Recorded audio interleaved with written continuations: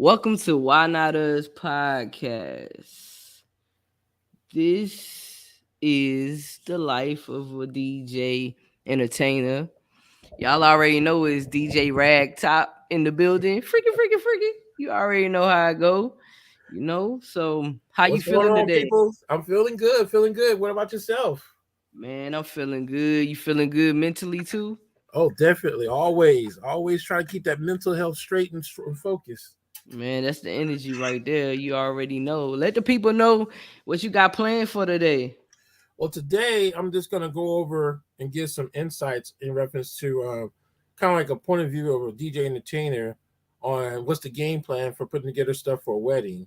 And I'm doing this because wedding season is picking up. It started back last month, and I mean, I got slammed in last month. I did 23 events, and so this month I said, let me do a little more educational because I saw some stuff that wasn't good for some of the weddings. I mean, everything turned out good, but I just want to take time to do a little more educating on the planning for a wedding. Okay, I'm okay. trying to get this thing set up. There we go. But yeah, it's just whew, it's a lot going on, and I know a lot of people are they really trying to have the best moment for their wedding day. And I just wanted to kind of highlight some stuff when you're doing your planning. Um, some of the things you need to take in consideration. So I kind of did like a quick PowerPoint. It's like about a 12 PowerPoint slide presentation that's going to talk a little bit about what to do and how to do things when planning stuff for your wedding. I And can't this, wait to learn. See, I can't wait to learn. let's see, I'm trying to grab this other iPad real quick. I got all this technology. Let's see here. All right. Presentation that's going to talk a little bit about what to do. There we go. Let me turn this thing down. Ooh, all right. Thing caught me by surprise. All right. So we got that together. All right. Too much technology, I'm telling you. Too much technology. I got too much of it. Got way too much. All right. So I'm trying to get, there we go. There we go. Hey. Bam. All right. So I'm ready to rock and roll. All right, all right. Okay, here we go. So pretty much what I'm going to do is I'm going to pull up this PowerPoint slide presentation, and I'm going to come on, bam. Okay, I hit the share button.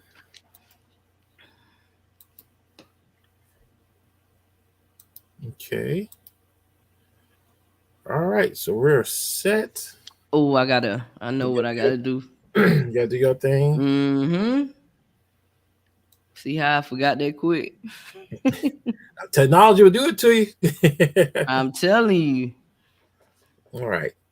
So, like I said, this go to the first slide. This is just like I said, it's just a quick snapshot on how this can, I mean, help kind of like help people having upcoming weddings. Some of the things you probably need to get ready for or think about when you're thinking about your wedding day and how to properly celebrate your wedding day. And again, this is from a DJ entertainer view, so it's a little bit different than what you're probably hear from a planner or anything of that nature. Now, a lot of people who don't know me, I always start off with a little background because I want them to understand I didn't just start doing this yesterday. So I always do a little snapshot of who I am and what I'm all about. So here is just a quick rundown. Right now, up to 213 weddings um, since I've been in business. I got 30 plus years of audio DJ experience, and then 15 plus years of video DJ experience. So it's just I'm just recapping on my experience so you can see where all this information and what I'm talking about, it's coming from experience and actually being in the field and doing this. I do got a degree in event planning, and then also got a degree in IT. This was just a quick snapshot. I actually took time to do this, and I was like, "Wow, I got too much experience." Well, there's no such thing as too much experience, but Right, I was about to say that. but here is just a breakdown. of each area that I pretty much do on everyone's all my events, and it breaks it down by the years. I'm not gonna go by and do every single one of them, but I just want to highlight that almost everything that I've been doing that in references, maybe one that's what the broadcasting, the virtual platform is. I got only 3 years, but everything else is 10 years plus. You're right. Okay, That's a now lot. it is. Now let's get into the weeds here, and this is what I'm going to talk about is the vision of the wedding day celebration. The biggest portion of the vision has to be crystal clear.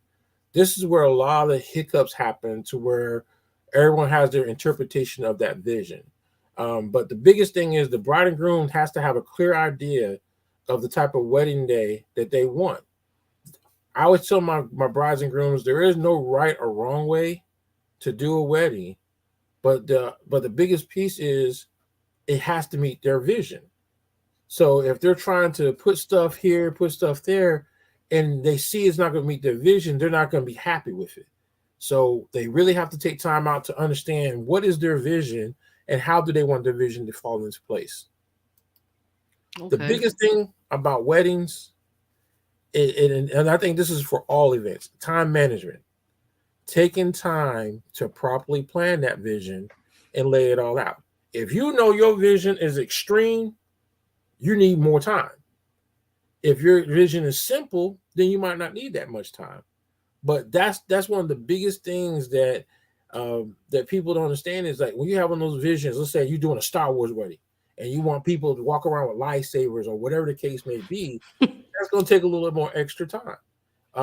They're like when you have a theme type wedding where you're dressing up as Cinderella or Beauty and the Beast or anything like that. That's going to take more time. So you got to have make sure that your time management meets the vision of your wedding day.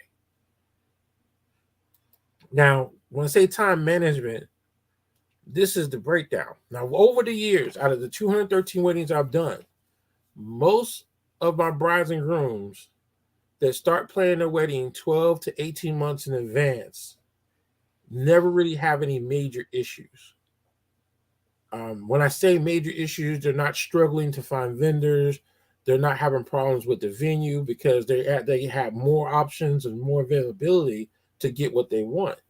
Once they start like in those like I said, my 12 to 18 months, when they start planning stuff, the weddings normally come out extremely well put together. Then you got your other ones like they wait until 6 to 12 months. Okay, yeah, you still can do a wedding for 6 to 12 months, but you're kind of narrowing your pickings for vendors, for venues, things of that nature. You really want to get a year plus options. Now, the reason why you're going to get year plus options is guess what? You're going to save a lot more money. You're going to have more options to where like you're going to get those special discounts because what happens in most in this industry, most vendors prices go up every 6 months. So if you think about it, if you're booking your stuff 18 months in advance, you're avoiding two price raises. So that's just something. Then I got my last minute plan, my procrastinators. They wait until 1 to 6 months to plan their wedding. And I've seen one or two weddings that came out perfect. They planned a wedding for 2 months and it came out perfect, but their vision was simple. They weren't trying to do anything extreme or anything like that. It was a very simple wedding. So your vision has to meet the time management. It has to meet the time that's allocated to properly plan it. And when you have someone who has extreme vision and they try to do it for 1 to 6 months, it normally blows up in their face.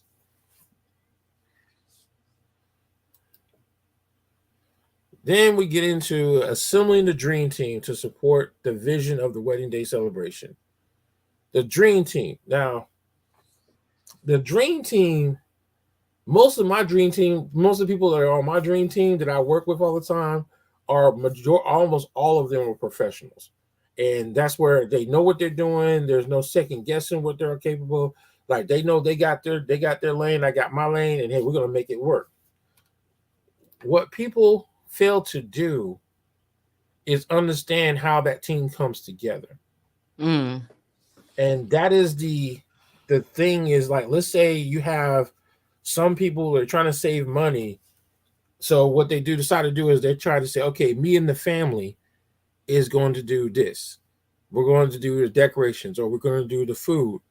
Keep in mind, when you take on a job on your wedding day, you're putting more time and more stress on you to accomplish something that technically somebody else should be doing. So I always tell people, hire professionals. If you hire professionals, you get less stress on your wedding day. Um, you don't want somebody who's never planned a wedding before or direct a wedding before to be in charge of your wedding. Aunt Boo Boo, Uncle Junebug, those individuals that have like, and this is fun. It's a funny story, because it happens a lot. Just because Aunt Boom Boom did the thing for the church and it was a big success, doesn't mean Aunt Boom Boom can do a wedding. Now, if she does her research and does everything, it's possible. But I tell people all the time, just because they did the church picnic or just because they did the church banquet, doesn't mean they can come out and do a wedding. And that's one of those things to where when you try to mix people who are non-professional or not on a normal practice with for professionals. Now, most of the time, professionals, I mean, it always works itself out. No matter which way you go, it always works itself out when you got professionals on your team. But I'm telling you, it's like it's like it kills me, boy. I'm telling you, it'd be like, okay, we hire you hire this wedding planner or this coordinator, and they got 2 days experience just because they Google it and they downloaded what they saw on Google, and then they're going to try to plan someone's wedding. Um, Yeah. it's like I'm constantly, and that's why I'm so happy I have my little degree and my experience because I can spot them out. Don't call it little. Huh? Don't call your degree little. Well, it's not little. You're right. It's not really Right. little, but Right. I'm just saying that like it helps. I know what right looks like, and again, it's not like I said. You know how to shape, and I'm not stuck because I understand that every time I do a wedding, it's never going to be the same as the last wedding, and that's another concept. Just because you did the wedding 2 years ago doesn't mean the wedding you do tomorrow is going to be the same thing. And a lot of people have to get out of that mindset just because there's no such thing as every wedding is the same. If you think like that, you don't need to be in this business. Everyone's vision is always going to be different. No wedding will ever be the same. They might have some similarities in it, but every wedding is completely different. And as a vendor, we have to stay like uncomfortable Mm-hmm. because we get comfortable, we get set, we get focused on doing the wrong things. Oh no, okay, last time I did it this way, or last time, no, no, no, no, no. We have to adjust to that vision of that actual customer. Everyone's vision is going to be step different. I don't care what their background is, it's always going to be different. I remember I did 3 sisters' weddings. Every sister's wedding was different. So it's just those are the things people have to take in consideration. Now, here, this chart just shows the team. Most time, these are the primary vendors and venue that are put together to make this team come together. The venue, wedding planner, decorator, caterer, photographer, DJ, entertainer, the live entertainment, the band, videographer, cake designer, dessert, florist. These are all key elements of that team. Okay. So then the thing is, when you're putting together your team, please take time to do the research. I know we had a situation where this caterer we never heard of came in and pretty much took advantage of the customer. So they planned like they were going to do it and didn't show up for the wedding. But thank God, you know what? We had a professional wedding planner. I call her 911. Her name is Vivian. Um, but she came in. She was the wedding planner. She was cool. She made some phone calls, and bam, just like that, she had the food there, and no one knew that the caterer didn't show up besides the couple. So, did the caterer have the cake? Did they make the food? Or they didn't. No, they didn't show up at all. Wow. So And so wow. what happened was Vivian, like I said, Vivian's one of the. She actually teaches the course at Fayetteville Tech, and she, I mean, just like that, she made a phone call, had had another caterer come in, prepare the food, have everything ready, and before it was time, like I said, we didn't have to delay dinner or anything. Everything was still on time. She saw at the beginning of the ceremony we were not going to have a caterer, and that caterer was there before the ceremony was over. Shout out to Vivian. She's awesome. But that's what comes with when you hire professionals who do this on a normal basis. We know how to problem solve. We know how to go in and we can predict, we can see problems before they happen, and we can problem troubleshoot it so it doesn't have the effect on that wedding day. When you hire a non-professional, and don't get me wrong, everybody has to learn, but when it comes down to weddings, you want your best people. You want people that are going to be able to step up to the plate and make things happen. And sometimes it's like I do get somewhat frustrated with some of the vendors that are not professional, but at least I have those vendors. They'll come up and say, "Hey, this is my first time. I'm willing to learn."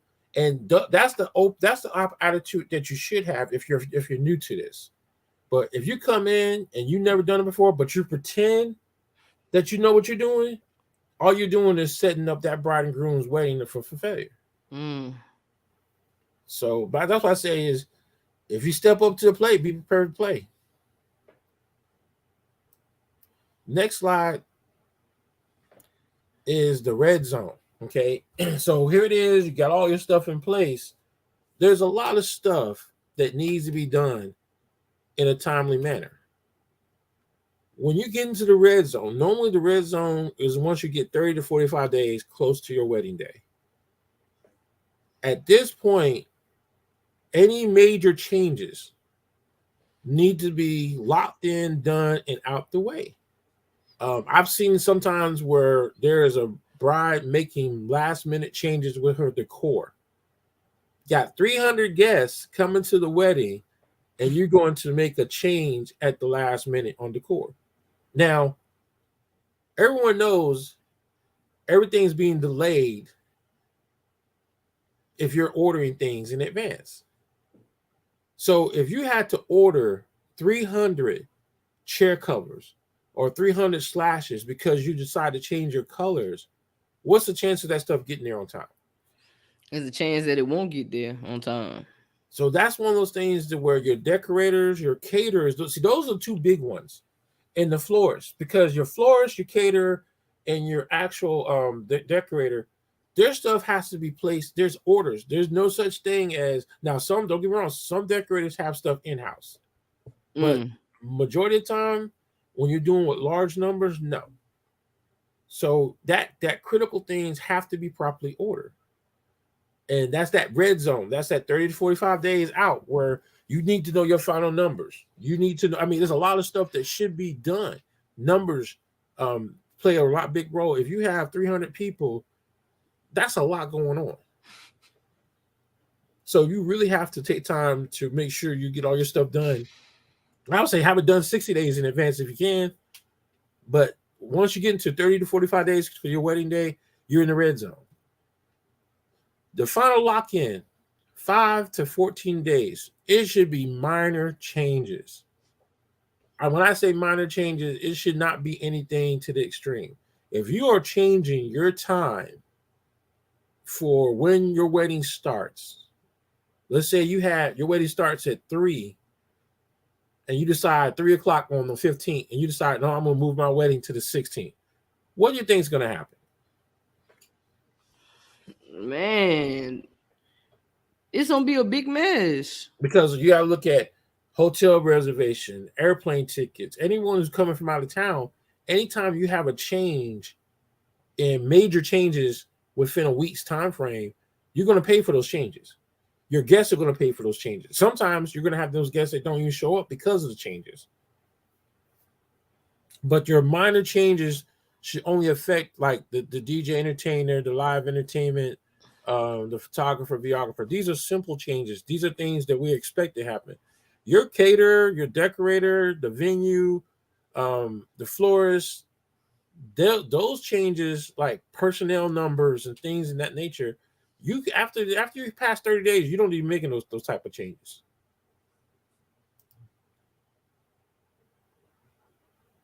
So here I talk in reference to services for 200 plus weddings. Okay, that's just let after doing over 200 plus weddings, what I did was I kept note of the pros and cons about weddings. And what I've learned is if you're doing your wedding at 12 o'clock in the afternoon, you're putting more stress on yourself than what needs to. You're putting stress on yourself as a bride and groom. You're putting stress on your guests.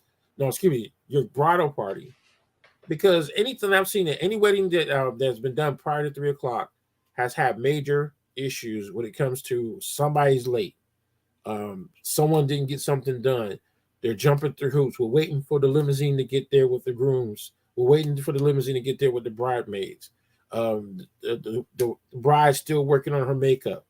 All this stuff is going on, which normally what happens is I think I've only had maybe one or two weddings to start on time if it was before 3 o'clock. Most of my weddings that are after three, they don't have those problems because they're not stressed, they're not rushing. You will actually enjoy your wedding day a lot better if it's later on after 3 o'clock. And I'm just saying that these are facts based on weddings I've done. I can't talk about future weddings, but I could just talk about all the weddings. I just noticed there was a thing I was keeping up with. Most of my weddings done before three, they were stressing, they were rushing, somebody was late, and the wedding always started late. Most of my weddings that were after three, never had any problems or issues. Maybe one or two hiccups here and there, but nothing major. So then keep that in mind. If you're starting early, you're going to get up early. If you start up late, you're going to be able to enjoy your day. Mm-hmm. You'll be able to sleep in the bed till like 9 or 10. Right. Then we have the day of. And my brides and grooms don't understand this. I always tell them this when I give this briefing, before they hire me for a DJ. Your wedding day is going to be a very long day. Your wedding day is going to be a 10-hour wedding day. So what you have to do is you have to take into consideration um, how to pace yourself so you don't burn yourself out on your wedding day. I see it all the time. By the time they eat that food, you can take a good look at that bride and groom. They are completely tired. And that adrenaline, that positive energy is what keeping them going. So you really got to take time to understand that when you do your wedding, it's going to be a 10-hour day from beginning to the end. That means when you get up, you got to do your makeup. Sometimes sometimes you got hair got to get done. You got to get dressed. You got to take prior pictures while you're getting ready. You got to take prior pictures throughout the whole time or video clips. There's so much stuff going on your wedding day. So you got to make sure you get plenty of rest. You don't party too hard the night before. I ain't never thought about all this. Yeah, it's a lot. See, a lot of people don't take that in consideration when they're thinking about So the you wedding. need to sleep for a whole week You for need to your get a wedding. lot of rest. But see, what happens is that week of your wedding, Mm-hmm.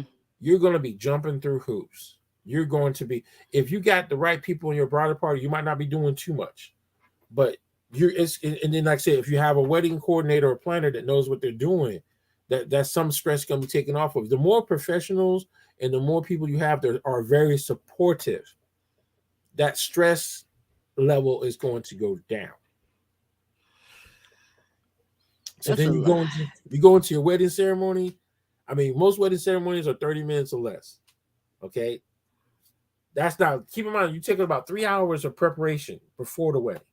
A normal bridal party with bride and groom, it takes roughly about 3+ hours. Depends on what you got going on. 3+ hours preparation. Then when everything starts, your ceremony is about 30 minutes. So guess what? You're going to be standing for at least 20, well, I would say at least 20 minutes. Some 15, but 15 to 20 minutes you're going to be standing. So be prepared for that. So you You, trying to tell me there ain't no chairs? well, I mean, during the ceremony, going to be standing. Hey, you brought a groom. You the star of the show. You're going to be standing. And it depends on all the things you put together. Like if you have a bridal party of 36 people, you're going to be standing for a very long time. I remember one wedding. It took 8 minutes just for the bridal party to come in. So those are things you have to take into consideration. Is that be prepared. Don't lock them knees because you're going to fall. You don't want nobody falling face forward. I mean, Hold on. Hold on. You seen it? I've seen it. Yes, So I what seen it. happened? What Like happened was they they had to locked go. their knees. They were dehydrated and they locked their knees and they fainted. So what you do as a DJ? No, me, I don't do nothing. I stay. I gotta play my lane. I gotta do my lane, follow lane, and all you can do is only someone can go up, help them, and pull them to the side and keep the ceremony going. But these are things that need to be fully aware of because you can't. When it comes to wedding days, you really want to take that. And then I really, really want to stress to people when you're doing these outdoor wedding ceremonies and this heat, you just take that in consideration that you better not be drinking a lot of alcohol the night before. Ooh. Drink plenty of water throughout the day to make sure you're hydrated. So those are things that people need to understand. Let me see here. People need to understand is that they got to take time to make sure they understand what they're getting themselves into when they do a wedding. Because a lot of people have never done or been in a wedding before. So they have to understand those things. So then you're going to be standing. We'll say you standing for 15, 20 minutes for the ceremony. Then you got to go straight into taking pictures. Now you might get a chance to be able to sit down, but you're still going to be doing a lot more standing. And then guess what? In the summer, you're going to be in the heat. So that sun, that heat situation, you're going to have to deal with some heat. So the best time to get married is like in the fall or the winter. Well, I mean, it's more based on the vision. I mean, Mm-hmm. some people like summer weddings, but that heat, it drains you as a whole different atmosphere when you're dealing with heat when it comes to weddings. Then you go into your reception. You got all these different things that go on. Now, one of the biggest problems I have, and this is where we're going to talk about the yo-yo factor.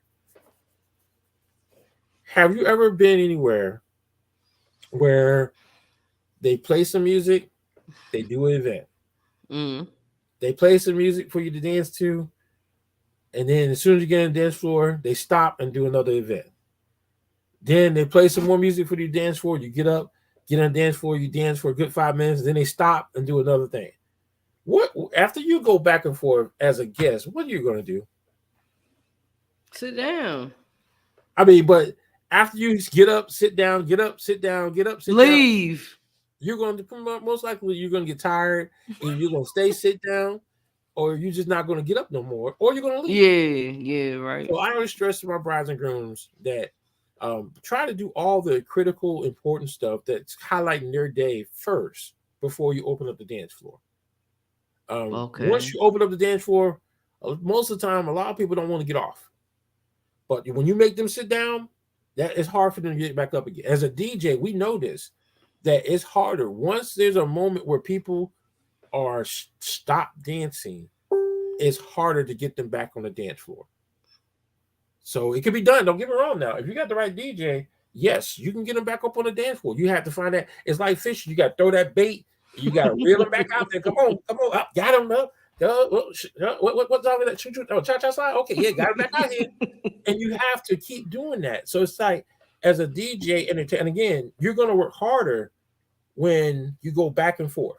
And I sat back, and all the weddings I've seen, every wedding that had that scenario where, okay, we're going to cut the cake, then we're going to dance for 10 minutes, then we're going to throw the bouquet, Mm-mm. then we're going to dance for 10 minutes. By that point in time, that 10 minutes, it becomes dry. Nobody's trying to get back up because you only can play but so many songs, and then like people get tired of it. So I tell them, like, do all your stuff first. So then once you get them on the dance floor, it's easy to keep them on the dance floor. But when you constantly have to go back and forth, back and forth, back and forth, then music selection. This is critical. Actually, music selection throughout this whole process is critical. If you are playing music that only you know and understand, your guests are going to look at you like you don't lost your mind.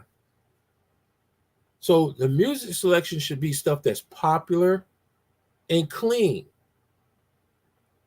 Now, the question, why do I always stress to people that they have clean music? If I play something that offends you, what are you going to do?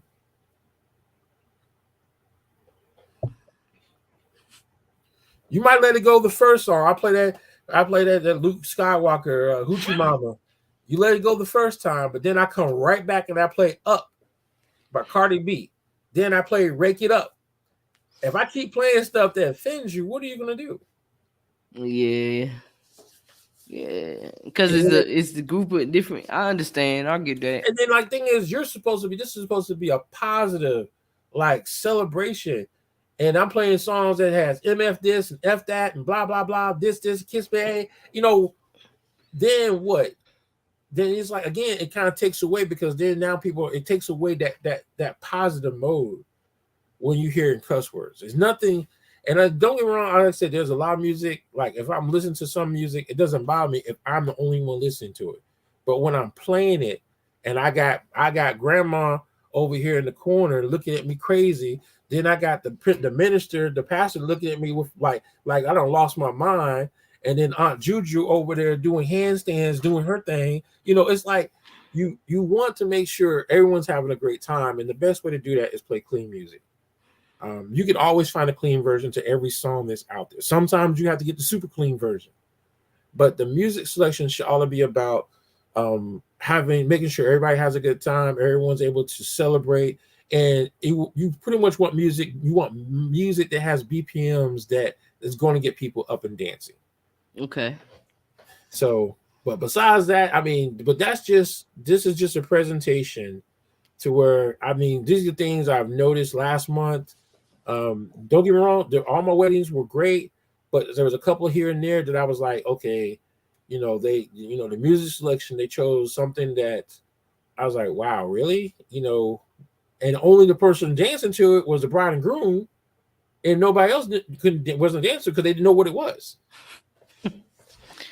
Nah, I understand what you're saying though. I get what you're saying. I totally get what you're saying about, you gotta. Now I also understand people like, like what they like as well. You know what I'm saying? If especially if maybe their parents, what I'm saying, might be different. So, I can Right. understand circumstances like that. But if you got a lot of people that might be into the church and, older and different things like that, I can understand that as well. I And get that's what's and most of the time, and this is what happens. I've seen it in a lot of weddings. Most of the people that show up for your wedding are people that are older, people that were there to see you grow up, people. So most of these are people that pretty much are like mentors or parents or church members, and then you got then you got some, don't get me wrong now, then you got your friends, and your friends, they ready to get turned, they ready to turn it up. As soon as they finish, you say I do, they're ready to go, let's turn it up. And that's fine, but that's where you have to find that balance, where you're able to make sure everyone has a good time. And then one of the things that kills a wedding, and this is one of I say this because after 200 plus weddings, if you have guests sitting out in the sun and it is hot and you are late as a bride and groom, mm. every minute that you late, you're going to lose a guest. Hold on for a second. Hold. Okay.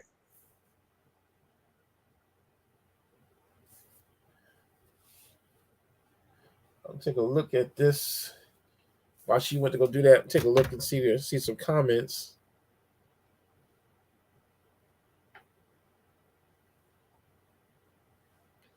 She's going to see here. I thought I could see the comments.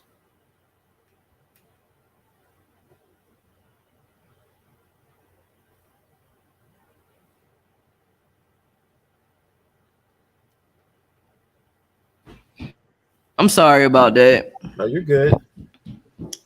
I'm sorry about that. I was trying to look at the comments. I couldn't see them Oh yeah, so while you we was got gone. the we got the we got the people over here that saying now grandma gonna be okay because she gonna be tapping her feet to Cardi.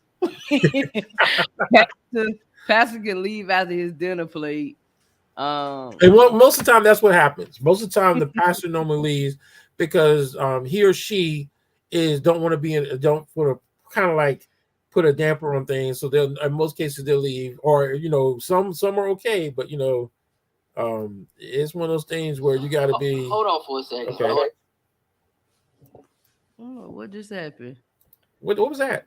Was that That you? was that was that was that was when I told you to hold on, but Okay, that thing popped up. Okay, you know. but yeah, but that's like I said. That's what was the other comments? That's normal. That's All normal. right, so my cousin said, "What's one of the most challenging things about being a DJ?" The most challenging things as being a DJ is to be able to keep the majority of the crowd on the dance floor. Okay, okay, And the reason for that is that when you're at a wedding, it's a large volume of variety. This is those are the this is anytime you do a family function, you're dealing with different generations, different age group, different selections of music that people like to listen to, and then in some cases listen to and dance to. So the challenge when you're dealing with weddings as a DJ is be able to play music to keep like so everyone is able to get up and dance at least once or twice. okay. All right, you get that, Scoop? He said, right, right, right. So, is that yours? I think that's yours going on. That's what I look up like. How's mine going on? Let me turn this thing Hey, but you know what's going off because it's coming to like the comments coming through. right. Um, That's why I was so trying to look at it. I saw it coming through. I was like, okay, it's popping up on something. so do you see the question right here on the screen? So it's better to have a variety. Yes, I see it now. Yeah, it's like when it comes to weddings, okay. And the thing is, most of my brides and grooms understand that concept that you do need to have a variety. But like for example, let me back all the way up. The primary time to hype up your crowd, your guests, is when you enter the room during your reception. If you come in there, and again, I got nothing wrong with going to church or anything, but if you come in there like you're going to church, it's gonna be like church the entire time. So like that's one of the things I tell people like that first when you first come in, I see the question. I'm gonna answer that. When you first come in as a bridal party, bride and groom, you got to bring it. You got to bring the excitement. That sets the pace. So when you come in and you're like everything's getting started, if you come in there and you're doing flips, and again, I'm not saying people do flips, but if you come in there, you're doing flips or you're excited, that's going to hype your crowd. That's going to get your guests excited. And in some cases, it's going to make them curious. You're like, well, dang, they got them coming in doing flips. I got to stay see what else is going to happen there. Here, they might be doing some other stuff. So you want to bring the excitement. Um, but that's just like the interest. So like when you choose a song, like sometimes I hear a song and it's a slow song. Like if you're not doing anything to that slow song when you first come in, it's going to set a the excitement is going to be a very low, and so we have to build on that. So if you come in and the excitement is at this level, then all we got to do is keep adding to it to build up. But if you come in and your excitement is way down here, we got to work hard as a DJ. We have to work harder to get that excitement level up. So the question she has is like, or do you go based off of the guest the best per with me as a DJ is I'm going to get a chance to really get I guess say a relationship with the guests during the cocktail hour. During the I interact with the guests. I go around, I take pictures, and it gives me a feel of. There's always those crazy guests. There, you got paid $5. You will take my picture. Those are the two that I know. Okay, that they're gonna be my hype people. They're gonna be the ones that are gonna bring the excitement. So as far as the music selection, it's easy because in most cases you look at exactly, you're reading the room. So when you're doing as a DJ during the cocktail hour is critical because this is where you get a chance to really understand who the guests are. And then me also with me, what I do is I have a thing set up to where the guests can advance, actually send in their music requests before the wedding even begins. So all they have to do is go to my website, say, "Hey, I'm going to be attending such and such wedding. Can you please play this song?" And most of the time, that gives me time to look at the song. Okay, yeah, this is because there's also another thing as a DJ. There is what we call there's a top 100 songs that you should have for weddings. If you're a DJ and you're doing a wedding, there's 100 songs that you should have. Some of those songs you will play, some of the songs you won't play. Depends on the type of crowd you're working with, and also depends on the bride and groom's vision. So two major factors when it comes to music is the vision of the bride and groom, and then the crowd, the variety, and the different people. As a DJ, you got to be able to read that room and get a good understanding of the vision of the bride and groom. Which makes sense. It makes a lot of sense, you know. Everything that you said, like I love how you just explained everything, like how you just had a PowerPoint. Like that was amazing. Like that Oh, was see, like really amazing. I thank and you for that. oh, no problem. And see, to me, it's just like I was talking to one of the venue owners today. Is the problems we run into with the customer is the misinterpretation of what the assumptions is what people believe. Just like one of the things we were talking about today is just because you hire or you get an actual um, you hire a venue doesn't mean the venue is responsible for taking care of everything for your wedding day. If you hire a venue, that's the place for your event. If you want someone to take care of your wedding day, you hire a wedding planner. Now, don't have coordinators and things in that nature, but you have to understand what whose job is what. If you have someone that says they're going to assist you with coordination the day of your event. Now, let me ask them. I'm just going to say that when you hear day of, what does that mean to you? When I hear day of, it means the day, right? Day of, or the day before. Right. The day of, or might it depends, but the day of. So if you have a day of coordinator, he or she is only responsible for what happens during the day.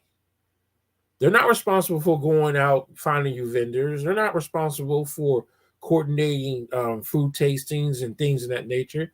They are day of. They are that means that they're going to do everything they need to do that day. They might do some prior planning the 1 or 2 days prior or the week of, but that doesn't mean that you because like some people don't understand what day of means and what an actual wedding event coordinator does. A wedding event coordinator is there for you from the beginning to the end of that process. But a day of only starts that process in some cases 5 to 7 days prior to your wedding day. Oh, okay. So that's what it means. 5 to 7 days prior to the wedding day. In some cases, because day of, what they're going to do is a good day of coordinator, they're going to do the research, they're going to get information to make sure your wedding goes smoothly. But they're Okay. not responsible for what, like your wedding planner is. If you start planning your wedding 12 months and you hire a wedding planner, that wedding planner is with you all the way to the end. But day of, normally they start doing work for you 5 to 7 days prior to your wedding day. Now they Okay. don't mind helping sometimes, but that's where people misunderstand.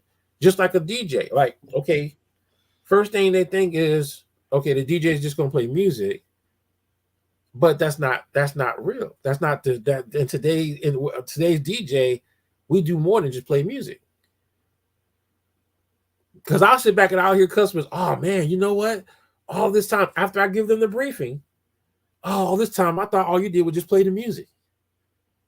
Like, no, I got a big role in your wedding day. I got to make sure that when you come in, I'm playing the right songs for everything. Because like what people don't understand, we need to know your music selection 14 days or more prior to your wedding day.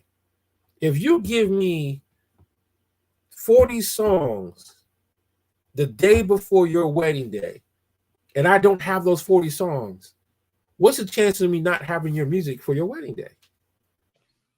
You're not gonna have it because And that's you the gotta get it. You gotta so what I'm learning now is when you plan the wedding, you need to plan it maybe 12 to 18 months ahead of time so everything will be in order. So you really won't have to worry everything about will be a anything. lot smoother. Everything will move a lot smoother. And it's like the thing is, what kills me is when a vendor or a venue asks you for something and they need it in a timely manner. They're not asking just to be asking. There's a lot of work that goes on between it. For example, perfect example, I ask for my customers to give me my stuff 14 days prior. The reason why I ask for 14 days prior, I might have 6 events 14 days prior to your wedding. I won't have time to work on stuff if I'm doing other events at the same time. So you're giving us a little leeway to hear. Same thing is a lot of customers. Again, I get it. They think that they're their only customer. They're thinking that like, oh, that's all we have to work on is just this one customer, this one event. If you and this is the peak season of weddings, we're most of us who are professionals are doing 4 to 6 events within a 14-day time frame. So we're either getting done with an event, in the process of planning an event, or in the process of executing an event. So when we ask for stuff 14 days prior, we're trying to do it so where we can turn around and get it back to you in a timely manner. But when you, and again, this is one of the, I know I used to get real upset about 5 years ago. I'll get something at the last minute. You got me up until 2 o'clock in the morning working on your stuff. So by the time I show up and set up my equipment, I'm over there trying my best to stay awake. I'm over there drinking 3, 4 Mountain Dews just to stay awake to do your wedding day. So That's true. last minute planning, it's going to affect your wedding day. So I totally agree. that's why for me, I mean it's that not so that's why I was telling a lot of the people I work with, the vendors and venue, we got to take time to educate the customer because the customer is making bad assumptions about what they're supposed to get, what they're going to get. And if you don't take time to educate them, then that assumption could do some serious damage. Because me, I'm real big on educating because it's like I don't want you to make any bad assumptions, and then I don't want to be up to 2 o'clock, 2 or 3 o'clock in the morning. For example, and again, like for example, I have a wedding in Myrtle Beach on Friday, Yeah. and Yeah. that goes until 1 o'clock in the morning. Then I gotta break all stuff down, so I'll be on the road coming back at 2:30, then turn around and do another wedding the very next day. So those are things to where time management is crucial for us. So when we're asking for stuff 14 days in advance, 15 days in advance, 30 days in advance, there's a lot that goes that's like that's our way of managing time to where we're able to make sure we have a good product for our customers. But if our customers are not giving us stuff in a timely manner, don't get me wrong, we're going to make it happen. We might not get much sleep, but we're going to make it happen. And I think that's where people need to understand is read your contract. That that is the biggest problem with most customers is they do not read their contract. I had one customer hire 3 vendors to do the same thing because they didn't read the contract. You pay That's crazy. because like if you just say you have the venue, you have the DJ, and you have the decorator, and all 3 of them provide uplighting services. When you pay for a package, that package has uplighting under the decor, under the venue, and under the DJ. So here it is, you got all 3 of them showing up with lighting, and you don't need all this lighting, but you paid for it. Yeah, This because you ain't do your research or read the or you contracts. didn't read the contract. Even though most vendors and venues will sit that customer down and go over the contract line by line. they don't pay attention to it. And then they find themselves spending money on resources that they already had from another vendor. So it's just like when you're selecting your venues, you're selecting your vendors, you really need to take time to understand what's in your contract. Like right now, most people right now, I can say right now, every person that's having a wedding probably don't know what if they're able to get a refund or not if something bad happens. If a hurricane tears up that venue right now, are you going to be able to get a refund? So those are things that, like, because this is again for most of y'all in North Carolina, we all know hurricane season just kicked in, and you need to read your contract, understand. And then for all those high speed people that are doing weddings outdoors, okay, what happens if they have bad weather? What's your weather plan? A lot of people don't take time to think of what if you're having your wedding reception and your wedding ceremony outside, and it's What's your 100, backup plan? well, it's 105 degrees outside. What's your backup plan? Mm. You gonna put everybody in a tent? Really? That's your backup plan? Man, you making me like it's a lot. Yeah. Thinking about wedding, like it's a lot. It's a And for lot those, thinking and about a then wedding. don't get me wrong, everyone has that dream vision of having an outdoor wedding. There's nothing wrong with that. But I want you to take into consideration if there's 100+ degrees outside and you're going to put your guests out there for a whole 45 minutes or 30 minutes, understand what comes with that. So if you're going to do that, guess what you need to do? Provide them with some shade. Have little bottles of water out there, ice water out there for them. Do something to where you gotta make your guests comfortable.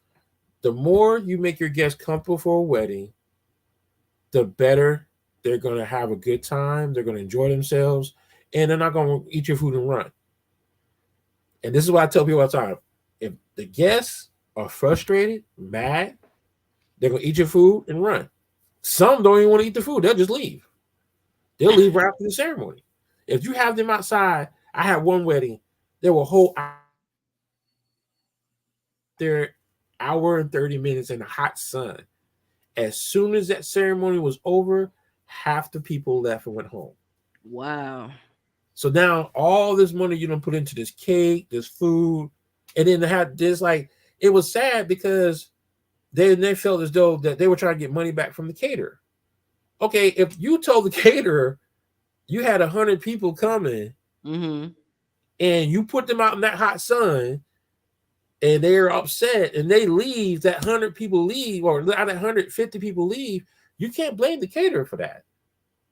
And then we've had a situation where they try to get a refund because people didn't show up. So understand what you did. Of course, the actual planning process is that in most cases, if you plan for 100, 10 of that 100 is not going to show up. Mm. It's always like a 10 to 15% ratio that of people who's not going to show up. So you got to take that in consideration. But if you go to a venue and they say the venue says we can sit 150 people, I'm just gonna try to put 75 in there, probably. well, Right? I would say 100, 120. You never plan for the max of a venue. Do a floor plan, and this is the part that in most venues, if they have a designated dance floor, you don't have to worry about that because then that 150 is already included. But if you go to a venue and there is no dance floor, you better understand what that 150 means. Because if they put 150 people, that means you ain't got no dance floor. So what's the purpose of hiring a DJ if you ain't got no dance floor? See, people don't take that in consideration, and you just breaking everything down, and that's what we really need. Like, you could start a class and like break things down about weddings and and everything like that, and it'll be better for people to actually plan for a wedding by going to your class. Like, And I'm that's one of telling the you. things I know. We had a boot camp years ago. We tried me, a couple of vendors in the venue, try to do this boot camp for free to teach couples what to prepare for. And We did it. Nobody showed up for it, but we did do it virtual. So we did record it and we did do it virtual on Facebook. So it kind of worked out. But this is the thing now that it's like it's all about educating the guests. Me, I'm a type of person. If you're gonna spend $10,000 or more, you want to understand what your money's going out for. You want to make sure you're making the right decisions. I mean, even if it's not 10,000, even if it's $3,000, you still need to know what you're getting and what's the right way to go with it. So those are I just things. agree. I mean, that's just things that if you're going to put forth the effort to put money out there like that, take time to understand what you're getting. Don't just throw some money out there and then try to put things together. A lot of people don't understand is when you select flowers, perfect example. If you select flowers in mid June for your wedding and your venue doesn't have AC, what's going to happen to those flowers? They gonna die. They gonna wilt. They gonna fall over. They gonna be sweating. If you're outside Woo. and you're doing flowers, what's going to happen to those flowers? So it's like, so that means that when you're dealing with flowers, time is crucial. I've seen this happen before. If you have an ice cream cake for your event, They have ice cream cakes for yes, weddings. yes, I've seen it happen like maybe 3 or 4 times. Ice cream cake, ice cream cake at a wedding. There's a certain things you have to do to make sure that that cake doesn't melt or fall to the left, fall to the right. Mm-mm. If you again go back to that venue that doesn't have good AC, and you got just a regular cake and it's hot in there, what do you think is going to happen to the cake? I mean, it's on sweat. It's on run. It's going to fall to the left, or it's going to sink to the right, or it's going to have a little, it's going to have a lean to it. So I mean, but again, depends on who's preparing the cake. Now, don't get me wrong, that's not all cakes. That's every now and then. It depends on what they're how they're making their cakes. But those are things you have to take in serious. That's why, like when you talk about doing weddings in May, June, July, August, you really need to go and say, okay, when you're going to look at venues, go look at venues at the time your wedding is going to happen. Don't go look at a venue at 8 o'clock in the morning. Are you going to have your wedding at 8 o'clock in the morning? Mm. You want to see what the venue looks like at the time you're going to have your wedding. That So makes sense. those are things that people, because like I've seen happen. Okay, well, yeah, the venue, we went and go looked at it at 10 o'clock in the morning. Didn't know it was going to look like this at 8 in the morning or in the evening or 5 in the. Go look at the venue. Now, don't get me wrong. Most venues will close at 5 or 6 o'clock. So that's a little bit different. But you definitely want to see the venue at the time that you're going to have your wedding. For When you sure. do a rehearsal, just throwing some stuff out now. If you're doing a rehearsal, what time should you do the rehearsal? What time should you do it? At What the time? same time? Around the same time you're going to do your but sometimes with some venues you can't do it because they might have events going on the day prior. So See, it's ain't but if you can, that's what you probably want to do because then you want to see you want to give everyone a good vibe or feel of what's going to happen the day of the wedding. See, listen, people. This guy right here is the guru, DJ Guru, wedding planner guru. He know all that information, and he wants to educate. You know what I'm saying? Like this was everything. Like how you just explained everything, how you was patient, and I really appreciate your expertise, man. Like for real, I really appreciate it. I really appreciate that, Mario. Well, there's no problem. And I tell people all the time, even if I'm booked and you don't, if you even if you don't want to hire me, but you want information, call me. I have no problem sharing information. You don't have to hire me to get information. I will. You don't have to pay a fee just to get information. I don't mind sharing information. I have people all the time ask me, "Okay, I'm doing an event for 200 people. Give me a list of venues that you think are good in Fayetteville." I will take time out of my busy day to give them the right information because I would prefer that people get it right across the board. It doesn't matter if I'm doing the event or not. Everyone should have a good time at any events that they do. And that's something taking pride in my and pride in what I do. I take pride in my event services. I want everyone to be successful. I don't want just me to be successful. I want everyone that I work with, everyone that knows me, everyone that does this to be successful. You want So everybody share to win. right. So if I need to take time, take 10, 15, 30 minutes to explain to somebody what right looks like or what could help them out with their event, I prefer to do that. That's my cousin. She was I talking see to me. But yeah, me and Mario comes up here every Tuesday, and we pushed back the time today because yeah. he had to do a DJ for a young lady. They graduated at 15, so that's She's 14. I made a amazing. mistake. For I made a mistake. She's 14, 14. She's she turning grad 15 next month. she graduated from high school, y'all. So big ups to her. I'm proud of her. I'm proud of all the graduates. I'm proud of all Yes, sir. y'all, everybody that's doing well in school. But this is what it is. He comes up here, he teaches us, and he got so much more in store for us. Every Tuesday. This is what we doing every Tuesday. But next Tuesday we'll be back at 10 a.m. Right, Right. Mark? We're back into the We'll be yes. back at 10 a.m. So this is the life of a DJ entertainer. Let them know how they can get in contact with you and everything, Mario, if they want to have a conversation with you. Once again, if you want to get in contact, again, if you're just trying to get information or if you need help or assistance, you can reach me at 910-261-1518. Or if you Google DC2DW, it'll give you my social media. It'll give you my like my website information, my Facebook, my email address. It gives you everything you know to make contact with me. So please don't hesitate. I don't charge you for just asking questions.